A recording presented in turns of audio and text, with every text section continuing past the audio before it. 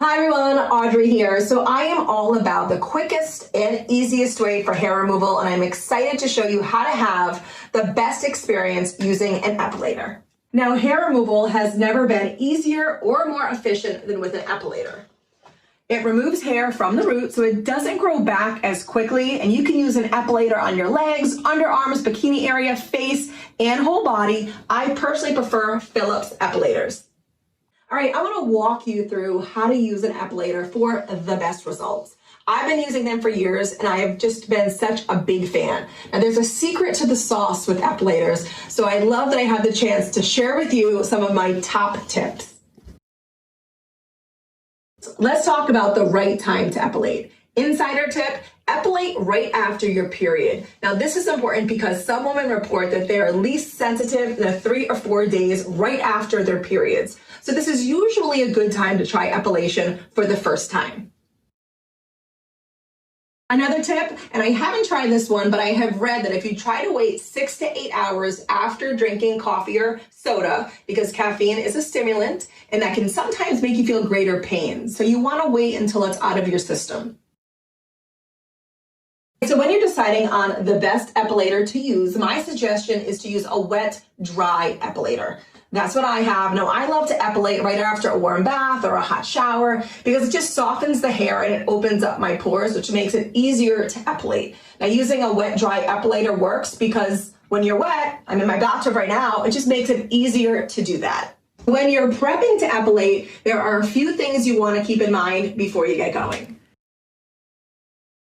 Make sure you shave 2 or 3 days before you epilate. This is important because you want to reduce the numbers of hairs available for epilating. You don't want it to be painful, so this makes it easier for you to get going.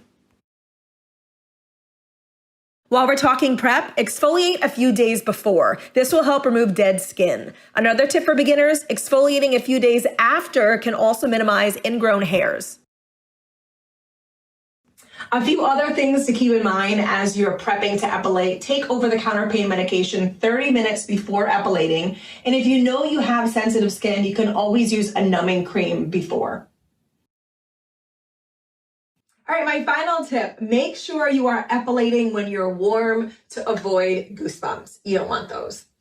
So are we ready for the demo? Because I know I am. Let's get going. Make sure you're in a comfortable spot where you're about to epilate. Now, I love to do it here because I can sit down and I can easily maneuver my epilator by putting my leg up on the side of my tub. You want to make sure you pull your skin taut. So just stretch your skin like this, however it's most comfortable for you, but just get a flat, tight skin surface like this to epilate on because you will capture as many hairs in one pass as possible. So basically just think of it like this. The fewer passes with your epilator will be less painful. All right, so I'm going to start with this leg because I have more of a stubble here on my legs. So this is what you do. You take your epilator, right? And you're going to, like I said before, pull your skin tight. However it's easiest for you, pull it tight. Take your epilator, hold it at a 90-degree angle against your hair growth.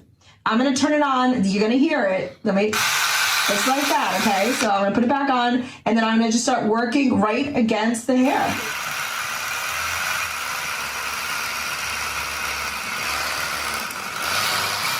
So as you can tell, it works right away. Just continue with the area until it's smooth and just move to the next area.